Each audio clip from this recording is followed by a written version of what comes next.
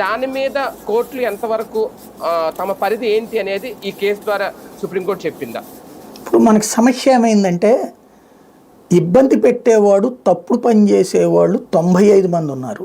Safe gourd చేసే న్యాయ వ్యవస్థ 5% ఉంది. దానివల్ల మీరు చెప్తున్నటువంటిది సఫర్ అవుతున్నారు. దాన్ని అందుకనినే న్యాయ వ్యవస్థకి స్వతంత్రత ఉంది, కానీ దాని పరిధిని కుదించేస్తున్నారు వీళ్ళు.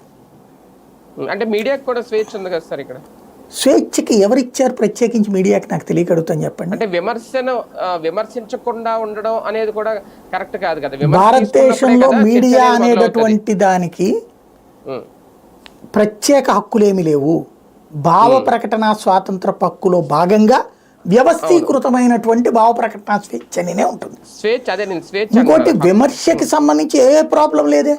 ఎప్పుడు సుప్రీంకోర్టు కానీ ఎవరు లేదే. విమర్శను అంగీకరించలేకపోతుంది రాజకీయ నాయకుడు. ఆ రాజకీయ నాయకుడిని కంట్రోల్ చేసేటటువంటి మెకానిజం దాని దగ్గర లేదు. ఎందుకని? That is not a police. Judiciary police కట్టిన కేసు మీద తీర్పిస్తుంది, కానీ అదే పోలీస్ పాత్ర పోషించదు. ఇప్పుడు ఆ మధ్యన ఆంధ్రాలో ఉట్టి న్యాయమూర్తులే దూషించారు, వ్యక్తిగత దుర్భాషలాడారు. దానికి వాళ్ళు ఏం మామూలుగా పోలీస్ అయితే కనుక పట్టుకెళ్ళి లోపలేసి మక్కలు కొడతారు. వాళ్ళు ఇక్కడ ఆ పోలీసులకు చెప్పి అరెస్ట్ చేయండి అయ్యా అన్నారు. అంటే వాళ్ళకున్న పవర్ అది. అక్కడ తేడా వస్తుంది అనమాట. అదే కదా. Right right. చూద్దాం మొత్తానికి.